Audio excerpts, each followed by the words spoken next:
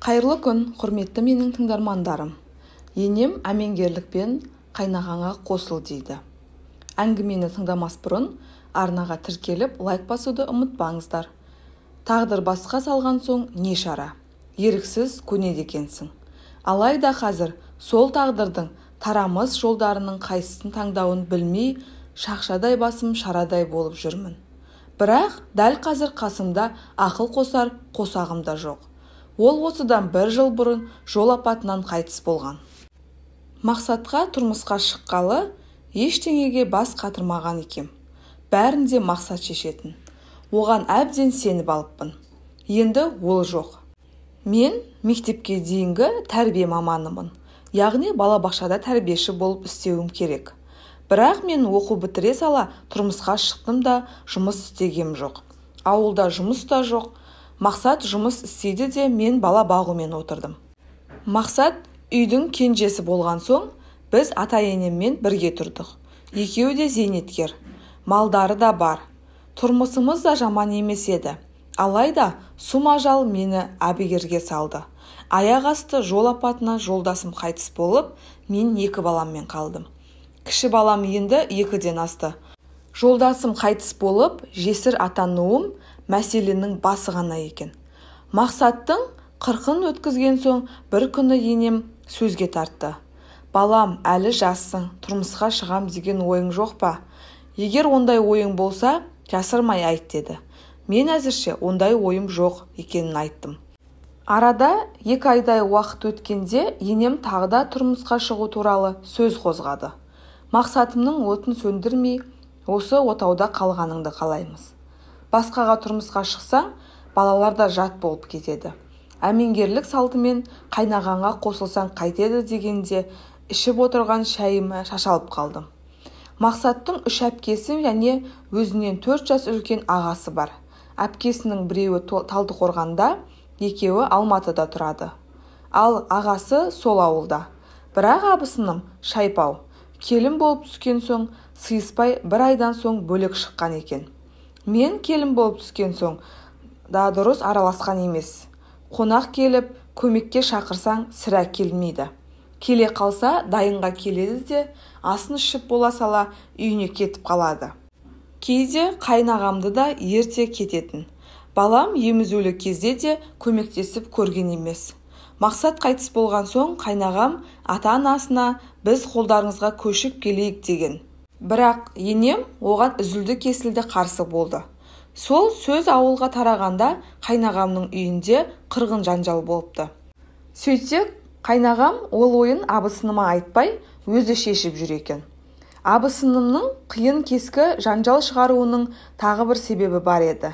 Енемнің маған әмеңгерлікпен қайнағаңа қосыл деген сөзі. Ауылда да тарап абысыныма да жетіпті. Соғыстың басты себебі де сол сияқты. Әйтсе де әмеңгерлік туралы әңгіме болған соң қайнағам біздің үйге жиі келетін болды. Үнемі балаларға бірдеңе ала келеді. Алғашында бауырымның балалары болған соң солай істеп жүрген болар деп ойлағам. Алайда мәселе мен ойлағаннан да күрделі екен.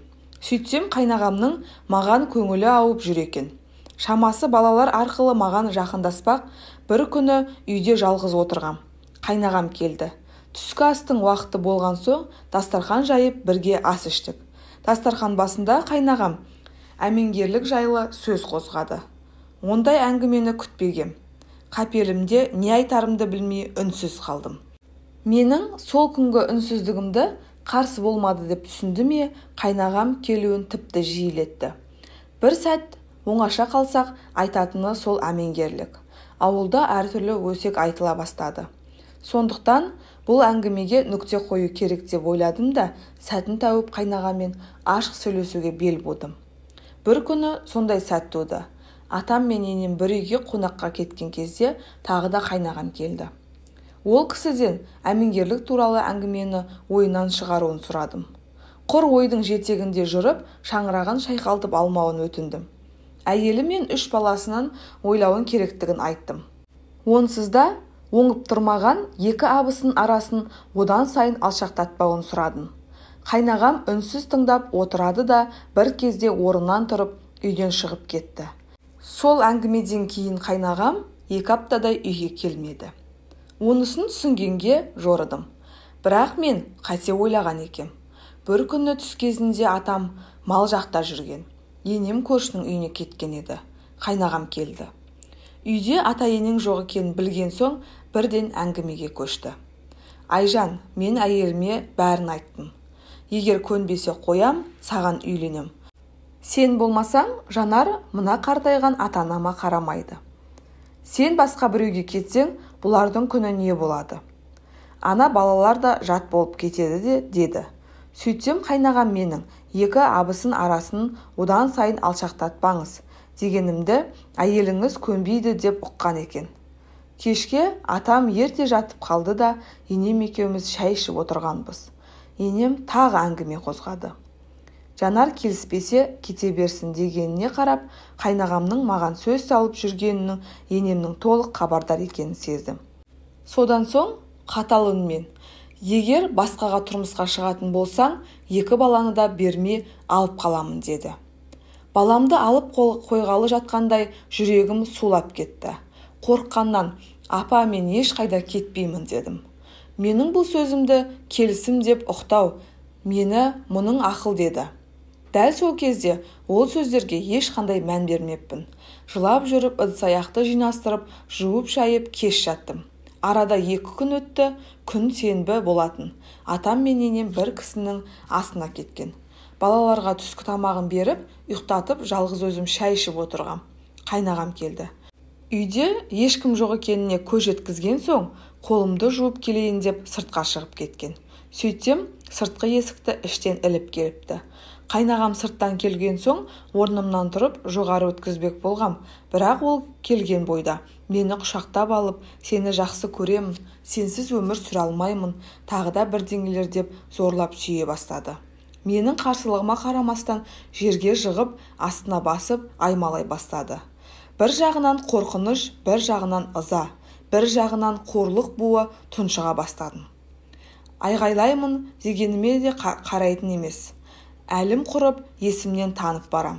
Қарсыласуға шамам келер емес.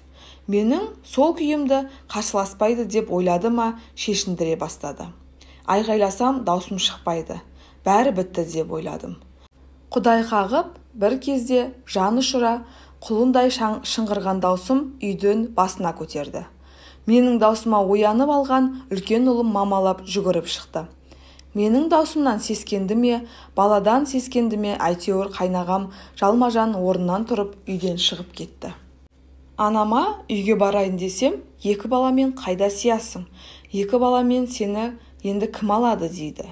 Әлі-ақ 2 балаң есейіп, қатарға қосылып кетесің деп жұбатты. Бірақ мен анама қайнағаммен арадағы жайды айта алмадым. Бұл жайды енеме де айтқам жоқ. Өйткені ол кісі бәрін де білетін секілді.